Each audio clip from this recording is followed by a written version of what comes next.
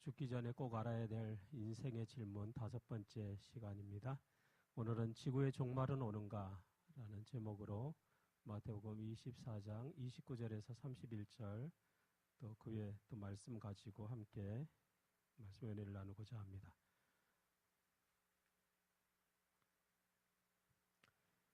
미국의 윌리엄 밀러는 성경 연구를 통해서 놀라운 사실을 발견하게 됩니다.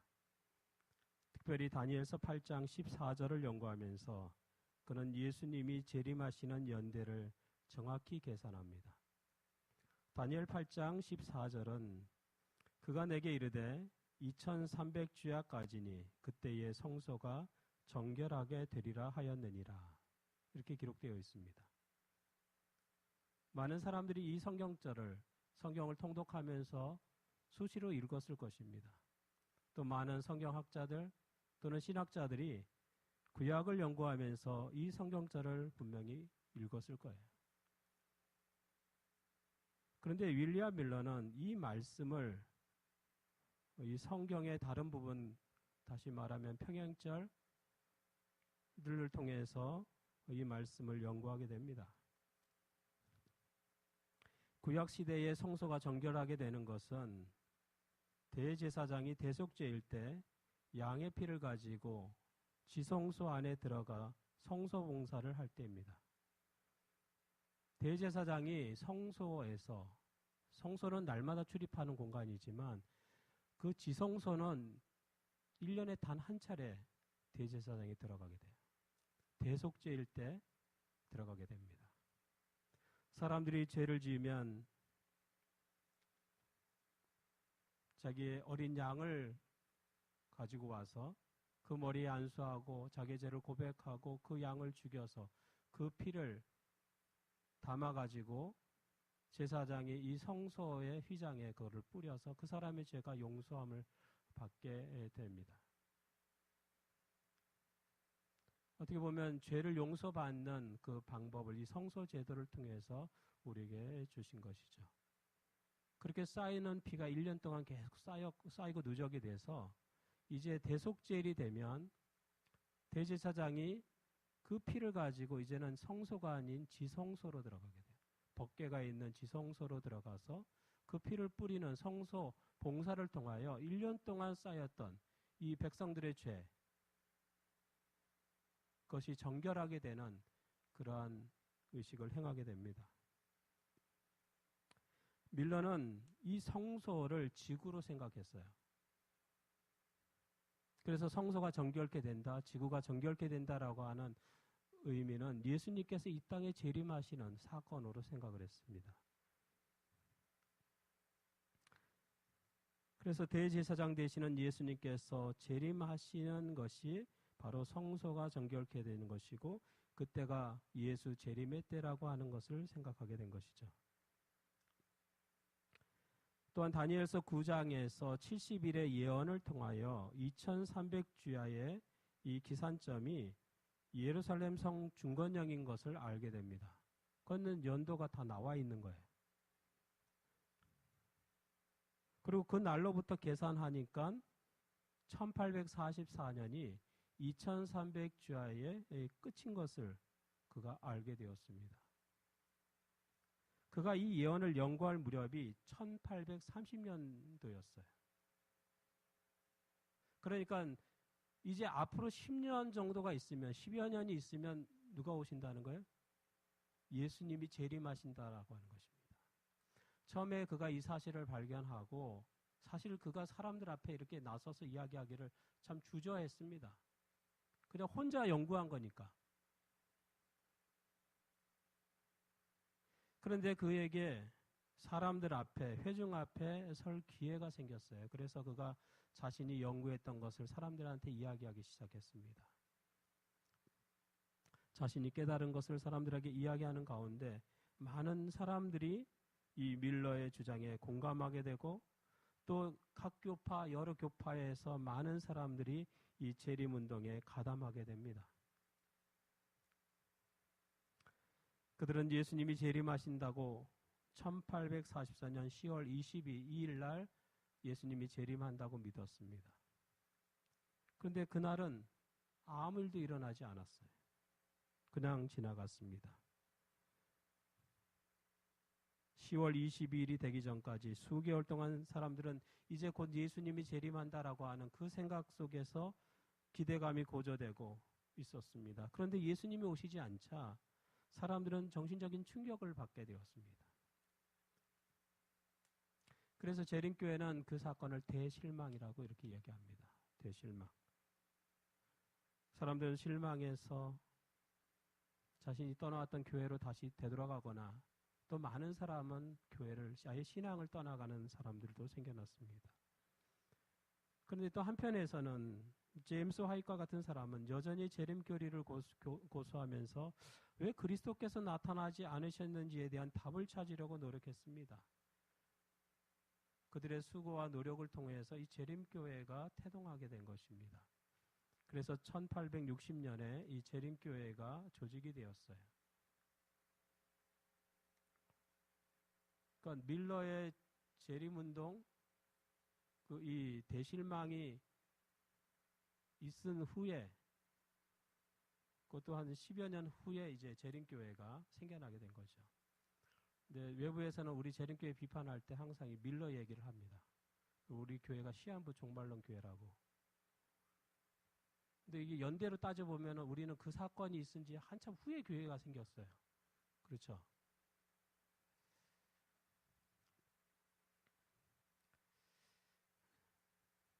여하튼 재림교회는 꾸준한 연구를 통해서 이 재림에 대한 이해를 더 발전시켜 나갔습니다.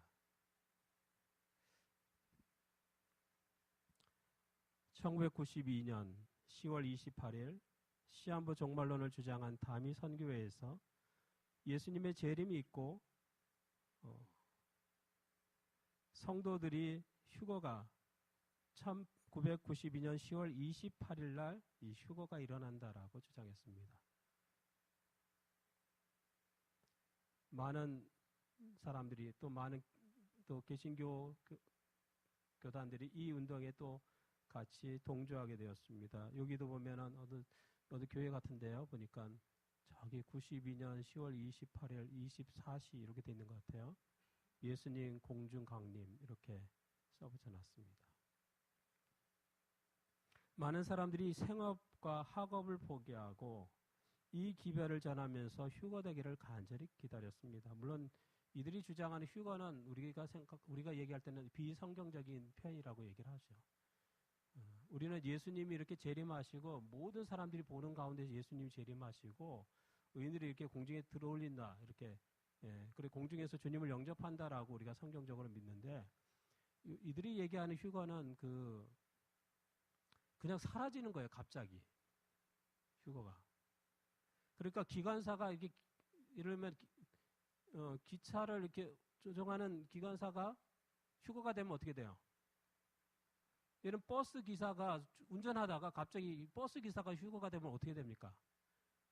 아니면 비행기를 조종하는 조종사가 갑자기 휴거가 되면 어떻게 돼요?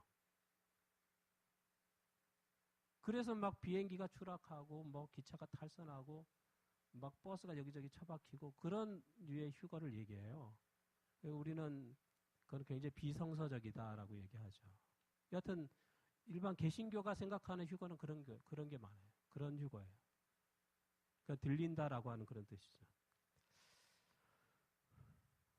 많은 사람들이 자신의 전 재산을 이 교회나 또 이 주장을 했던 이장님 목사에게 헌납합니다.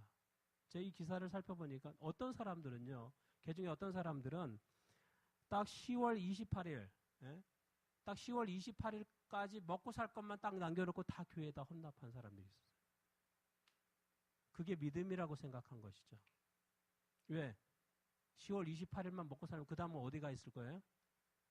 그 다음은 하늘나라가 있을 거니까 이 땅에 재물이 무슨 소용이 있냐 이거죠.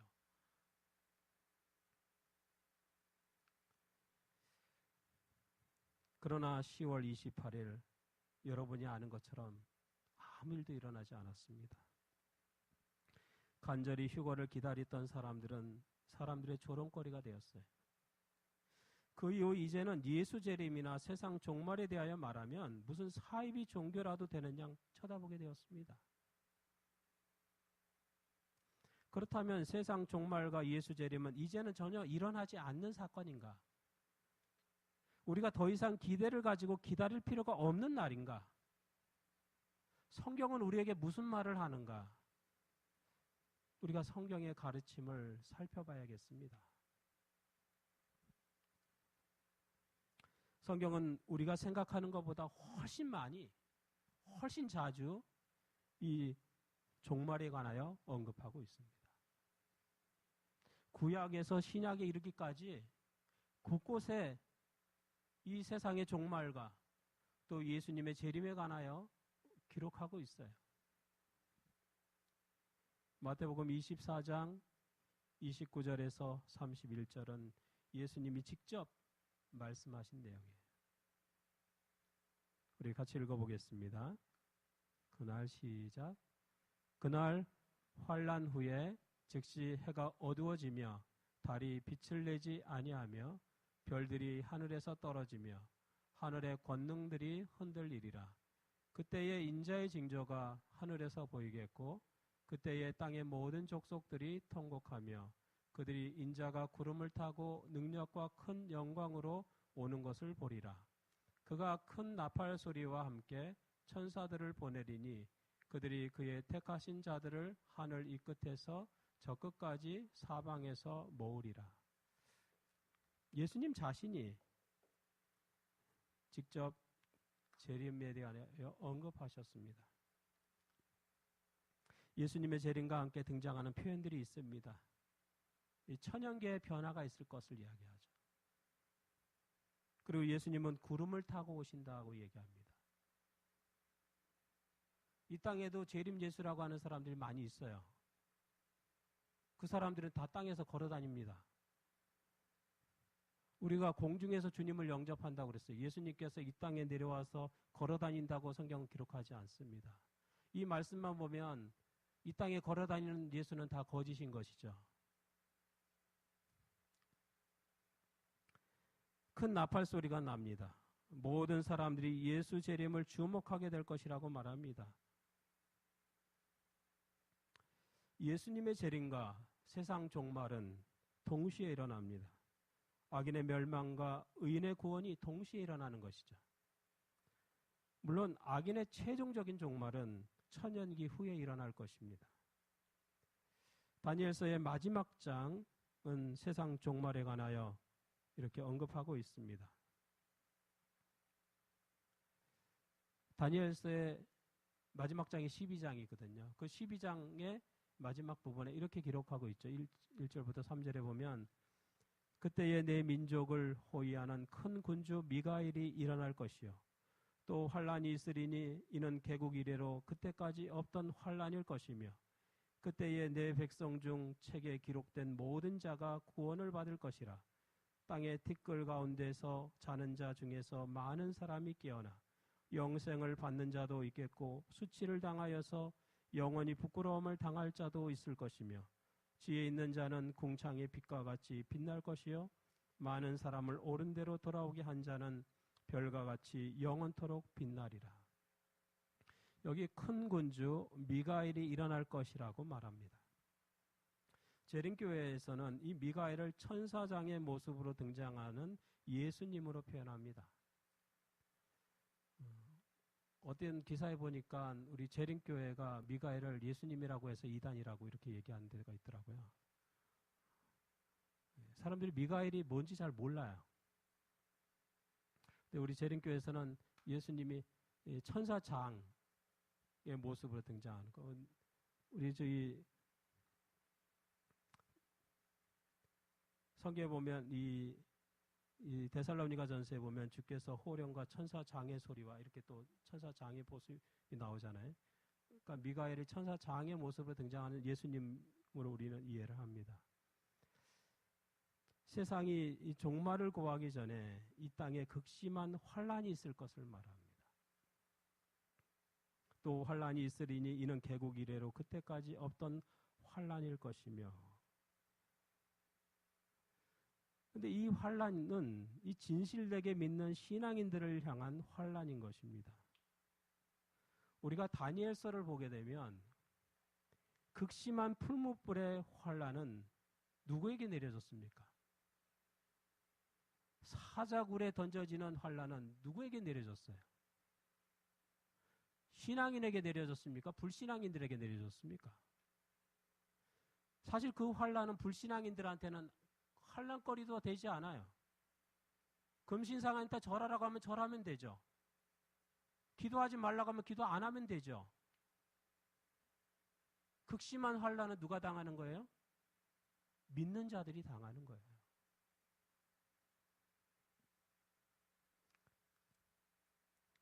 극심한 풀무불의 환란은 믿음을 지키려던 신앙인들에게 내려졌습니다. 사자굴의 시련도 기도하기를 멈추지 않았던 다니엘에게 내려졌어요. 믿음을 지키고 믿음대로 살려고 했던 신앙인들에게 극심한 환란이 있을 것을 이야기하는 것입니다. 세상 종말과 예수님의 재림 전에 이 믿음을 지키려고 하는 사람에게 극심한 환란이 있을 것을 예언하고 있어요. 믿음이 없는 사람에게는 아무런 환란도 되지 않습니다. 어떤 환란도 되지 않죠. 이 두 사건이 모두 법령으로 반포가 됐습니다. 그러니 그거를 어기는 것은 법을 어기는 거가 되는 거예요. 금신상한테 절하라는 것도 그렇고 한 달 동안 기도하지 말라고 하는 것도 그렇고 법이에요. 근데 다니엘이 보면 다니엘이 총리였거든요. 새로운 법이 만들어지면 다니엘이 그걸 다 알고 있습니다. 근데 다니엘의 왕의 어인이 찍힌 것을 알면서도 가서 그는 기도했다 그래요. 목숨을 건 거죠.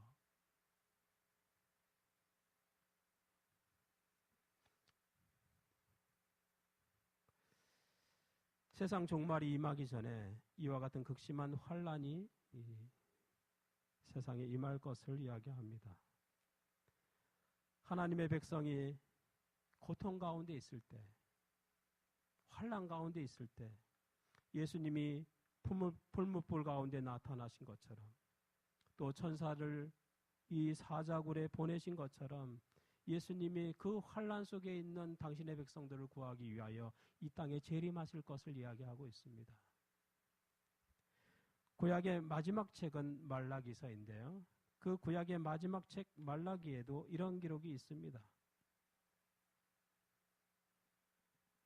우리 같이 읽어보겠습니다. 시작. 만군의 여호와가 이르노라. 보라, 용광로 불같은 날이 이르리니 교만한 자와 악을 행하는 자는 다 지푸라기 같을 것이라. 그 이르는 날에 그들을 살라 그 뿌리와 가지를 남기지 아니할 것이로되 내 이름을 경외하는 너희에게는 공의로운 해가 떠올라서 치료하는 광선을 비추리니 너희가 나가서 외양간에서 나온 송아지같이 되리라. 여기 하나님의 심판은 언제나 두 가지 국면이 있습니다. 하나는 악인에 대한 멸망에, 여기 보면 지푸라기 같을 것이다. 용광로 불같은 날에 지푸라기처럼 사라질 그러한 인생이 있는가 하면 또 다른 하나는 의인의 구원이라고 하는 것이죠. 사람은 반드시 자기 인생에 대하여 결산할 때가 옵니다. 성경은 세상 종말과 예수 재림이 앞으로 일어나게 될 분명한 사건임을 우리에게 반복해서 이야기하고 있습니다. 세상 종말과 예수 재림을 자신의 돈벌이 수단으로 사용하는 사람들이 잘못된 것이지 기별 자체가 틀린 것은 아니에요. 성경은 분명한 어조로 우리에게 이야기하고 있는 것입니다.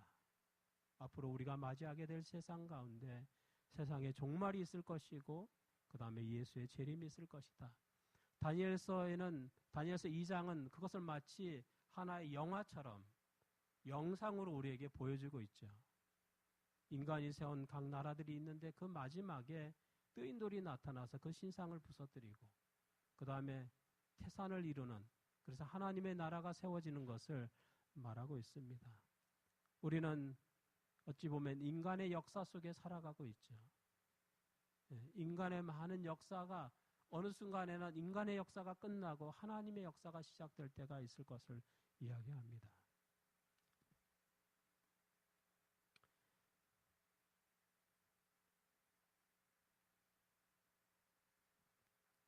데살로니가전서 4장 16절 18절에 보면 이렇게 말씀합니다. 주께서 호령과 천사장의 소리와 하나님의 나팔 소리로 친히 하늘로부터 강림하시리니 그리스도 안에서 죽은 자들이 먼저 일어나고 그 위에 우리 살아남은 자들도 그들과 함께 구름 속으로 끌어올려 공중에서 주를 영접하게 하시리니 그리하여 우리가 항상 주와 함께 있으리라. 그러므로 이러한 말로 서로 위로하라. 우리 신앙인들이 죽음을 두려워하지 않고 서로 위로하며 살 수 있는 것은 바로 부활이 있기 때문에 그렇습니다. 예수님은 십자가에 못 박히신 지 3일 만에 부활하심으로 부활의 첫 열매가 되셨습니다. 그리고 주 안에서 잠든 자들이 마침내 깨어서 부활할 때가 있을 것을 이야기해요. 그때가 예수 재림의 때라고 말합니다. 마치 나사로가 죽었을 때 예수님이 이미 무덤에서 살이 썩어가고 있던 이 나사로를 불러내 살리신 것처럼 주 안에 잠든 자들이 일시에 부활하게 될 사건이 있게 될 것을 말합니다. 부활한 자들과 구원받은 자들이 공중에서 주님을 영접하게 될 것입니다. 이것은 우리 그리스도인들이 소망 중에 잠들 수 있는 가장 큰 축복의 메시지라고 할 수 있습니다. 우리가 이 땅에서 믿음을 지키고 신앙을 지키며 살아가다가 어느 때인가 이 세상을 떠날 때 그래도 우리가 마음속에 큰 소망을 가지고 세상을 떠날 수 있는 이유가 있는데 그것은 바로 부활이 있기 때문에 그렇죠. 우리는 그때 비로소 천국을 맛보게 될 것이며 구원받은 자가 누리는 축복을 우리는 경험하게 될 것입니다. 고린도전서 15장 51절, 52절의 말씀은 이렇게 기록하고 있습니다. 보라 내가 너희에게 비밀을 말하노니 우리가 다 잠잘 것이 아니요 마지막 나팔의 순식간에 호련히 다 변화되리니 나팔 소리가 나며 죽은 자들이 썩지 아니할 것으로 다시 살아나고 우리도 변화하리라. 우리가 부활을 경험할 때 우리가 다 변화된다라고 기록하고 있습니다. 변화돼. 연약한 육신, 썩어질 수밖에 없는 몸이 변화된다고 그랬어요. 네, 부모님을 보면 연세가 많아질수록 몸 곳곳이 이렇게 하나둘씩 망가져가는 것을 보게 됩니다. 기계도 오래 사용하면 망가지고 고장나는 것처럼 사람 몸도 비슷한 것 같아요. 나이가 45세가 지나면 이제 노안이 온다고 그러는데 저도 이제 작은 글씨가 잘 안 보이더라고요. 항상 마트에 가서 물건을 살 때 가끔 보면 뒤에 뭐가 들어가 있는지 이렇게 살피는데요. 우리가 먹을 수 있는 건지 먹을 수 없는 건지 항상 살피는데 요즘은 글씨가 너무 작아가지고 이게 잘 안 보여요. 이게 돼지고기가 들어갔는지 안 들어갔는지 구분을 할 수가 없어요. 사람의 몸이 연약해져요. 약해져요. 근데 우리가 부활을 경험할 때 우리의 몸이 변화된다라고 성경은 기록합니다. 그 변화가 어떤 변화일까? 이 썩을 몸이 썩지 아니할 것으로 변화가 된다고 그랬는데 도대체 어떻게 바뀌는 것일까? 뭐 다양한 추측을 할 수 있겠지만은 그때 가봐야 알겠죠. 어떻게 변화되는지. 막 내 몸을 꼬집으면서 신기하게 이렇게 바뀌었네 이렇게 할 수도 있겠죠. 주름이 펴졌나 뭐 어떻게 된지 알 수가 없겠죠. 우리 여성들은 여러 가지 화장품들을 많이 쓰잖아요. 이제 그런 것이 다 필요 없는 세상이 될 수 있겠죠. 몸이 어떻게 변화될지 모르지만 아주 연약하고 아프고 제가 엊그제 자는데 아주 죽겠더라고요. 정말 너무 몸이 아프고 몸살이 나가지고 고생하다가 지금은 조금씩 힘이 이렇게 생기고 있더라고요. 이렇게 다시 좀 회복이 돼가는 것 같습니다. 걸어다니기도 힘들고 숨쉬기도 힘들고 뭐 너무 힘든 거예요. 이렇게 몸살이 심하게 나니까. 하나님께서 우리의 몸을 죄된 몸을 변화시켜 주신다. 이렇게 말씀하고 있습니다. 우리가 신앙생활을 하면서 가장 놀라운 축복들이 예수님의 재림과 동시에 일어나지 않을까 생각이 됩니다. 그래서 재림은 우리의 소망이라고 그러죠. 정말 소망할 만한 것이라고 생각합니다.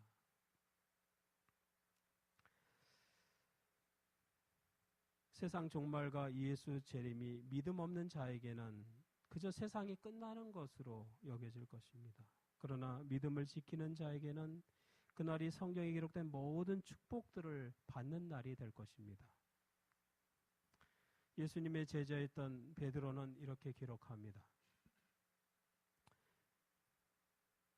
베드로후서 3장 10절 13절에 그러나 주의 날이 도둑같이 오리니 그 날에는 하늘이 큰 소리로 떠나가고 물질이 뜨거운 불에 풀어지고 땅과 그 중에 있는 모든 일이 드러나리로다.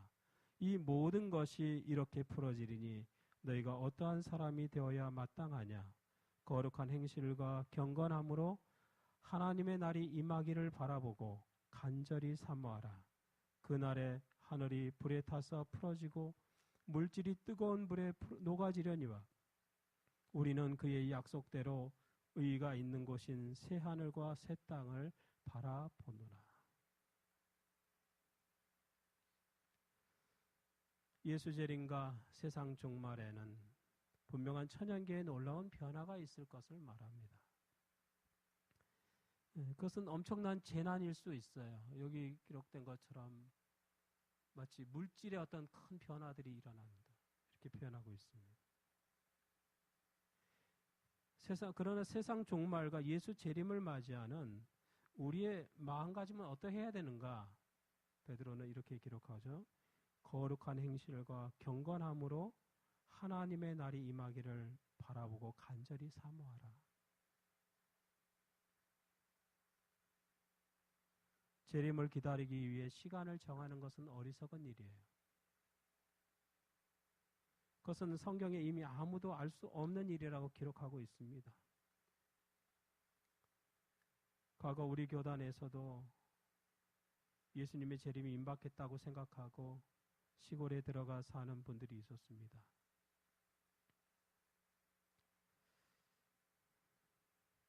그들은 자녀들을 학교에 보내지도 않았어요. 그건 예수님이 재림하실 것이기 때문에. 이제 곧 예수님이 재림하기 때문에 일상적인 일들이 다 소용이 없다고 생각을 했어요. 그리고 마치 문명의 혜택 모두가 잘못된 것인 양 생각했습니다. 그러나 세월이 흘러도 예수님은 오시지 않았어요. 시골에 들어갈 때 어린 자녀들이 자라서 이제는 성인이 되었습니다. 자녀들이 부모를 욕하는 거예요. 왜 나를 교육시키지 않고 학교에도 보내지 않았냐고 부모를 원망합니다. 우리는 재림을 기다리고 간절히 사모해야 합니다. 이 땅에서 천년 만년 살 것처럼 살아서는 안 되는 것이죠. 재림을 간절히 사모하는 심령으로 살아야 합니다. 하지만 건전한 신앙관이 필요해요. 건전한 신앙관이 없으면 우리의 신앙, 그 신앙 자체가 위험에 노출될 수밖에 없습니다. 이 땅에는 사단이 우는 사자처럼 믿는 자를 잡아먹으려고 돌아다니는 사자들이 많이 있어요. 믿음이라고 생각해서 간 일이 결국에는 신앙과는 정반대의 결과를 만들어내는 일들이 너무나 많습니다. 참 안타깝죠. 교회가 세속화될수록 경건의 모습을 찾기 어렵고 믿음은 삶의 우선순위에서 한참 밀려나고 있습니다. 너희는 먼저 그의 나라와 그의 의를 구하라는 말씀을 우리 마음판에 새기게 되기를 바랍니다. 그리하면 이 모든 것을 너희에게 더하시리라고 주님 말씀합니다.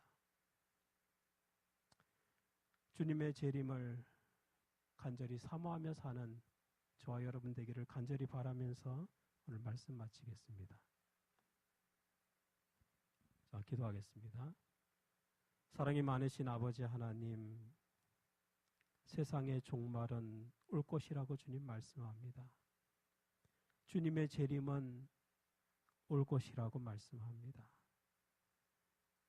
세상에서 천년만년 살 것처럼 여겨지지만 우리의 수명에 한계가 있는 것처럼 이 인간의 역사에 유통기한이 있음을 우리는 성경을 통하여 보게 됩니다. 아버지 하나님, 주의 말씀을 사모하는 백성 되게 하여 주시옵소서. 하나님의 말씀과 예수 그리스도의 믿음을 우리 삶의 우선순위에 두는 우리 모두가 되게 하여 주시옵소서.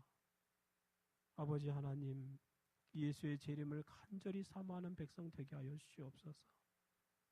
주의 재림을 사모하면서 믿음을 지키면서 우리의 삶의 부족한 부분들을 회개하면서 살아가는 우리 모두가 되게 하여 주시옵소서.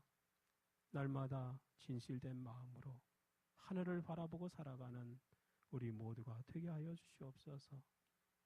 사랑과 은혜가 많으신 예수님 이름으로 간절히 기도리옵나이다. 아멘.